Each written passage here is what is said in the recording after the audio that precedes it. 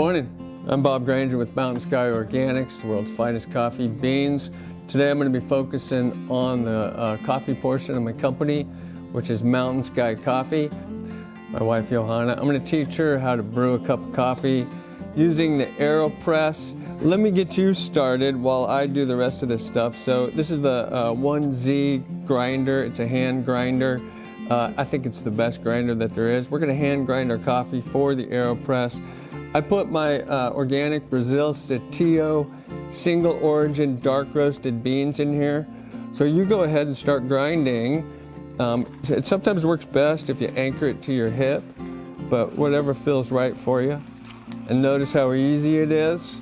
Other hand grinders, it's like, man, you get a real workout. This thing is effortless. To start with, I'm going to preheat my Avensi hand-blown glassware. It's the best mug, I think, to drink coffee out of. Water's already boiled. It boils at 204 here at our elevation. I want it to be closer to 200. It's probably down there about now. So preheating my glass, just a little bit of water in there so that this is nice and warm for my hot coffee, and it helps preserve that heat level that I like as I drink my coffee over the next half an hour or so. This is the Aeropress. You might have seen it before. You might have even used it. You might have one.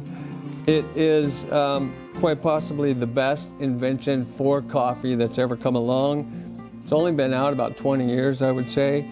It makes 1 cup of perfect coffee. So there's a couple different ways to use it. There's the standard filter basket that comes with it. You put the paper filter in, you put the coffee in, you pour the water in, you press it down. There's not much steeping time with that. What I like actually is the Fellow. It's got a valve in the bottom, and it attaches to the Aeropress. It's not from that company, but they made it for it. And it allows it to steep a little bit longer, which I think makes the coffee taste better. So I'm going to use that. And the paper filters, Aeropress makes them, everybody makes them. I use a company that makes an acid reducing paper filter. It's got a little bit of magnesium in it. Doesn't affect the taste at all, but it reduces the acidity of the coffee even more, just making it really nice on your belly. So you don't have to use the paper filter with the Fellow, but I like to because it makes cleanup easier. So that goes in there.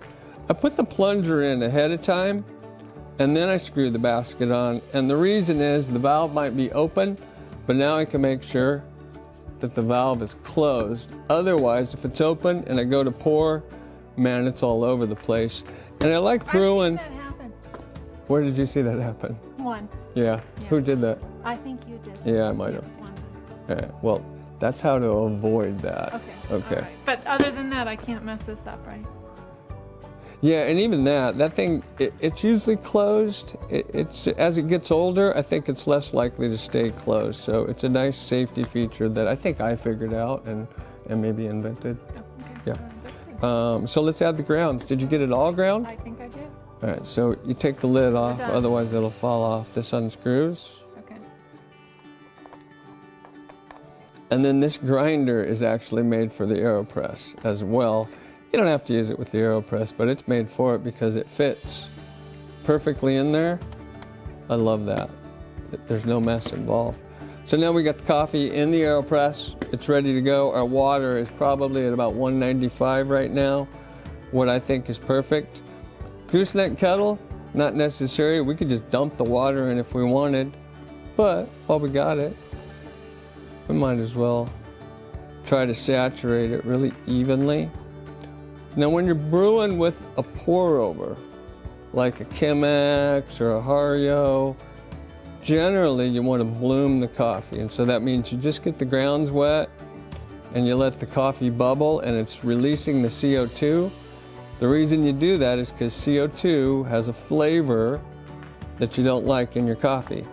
You can see the bubbles here. It's actually blooming, but with the pour over, the gas actually, some of it goes up, but some of it pours right into the mug. With the Aeropress, you don't have to worry about it. It can only go up. And so we give it just a second here.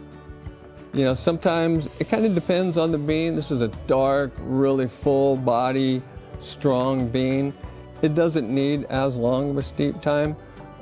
With a lighter bean like an Ethiopia, I probably want it to steep for 2 or 3 minutes. I like to give it just a quick stir.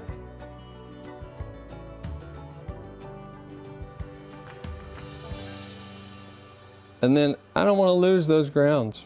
And so I'll rinse that stirrer off.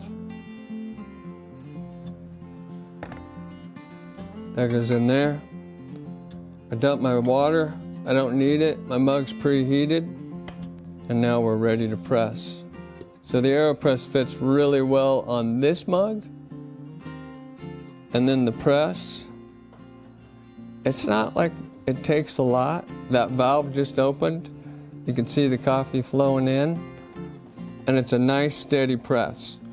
Now without the filter, the fellow base is meant to produce some crema, and you actually push it down really hard to get all that crema on top. With the filter, we're kind of cutting out the crema. I don't care about crema. It's a little bit overrated. If I was having an espresso, I would want it, but I'm having a cup of coffee. And then you go until the very end on this. If you pull it back just a hair, it creates a vacuum in the Aeropress, and there's just a little bit of drip. If you don't do that, there's a lot of drip. That goes over there, and there's even a little bit of crema there. So that is the perfect cup of coffee.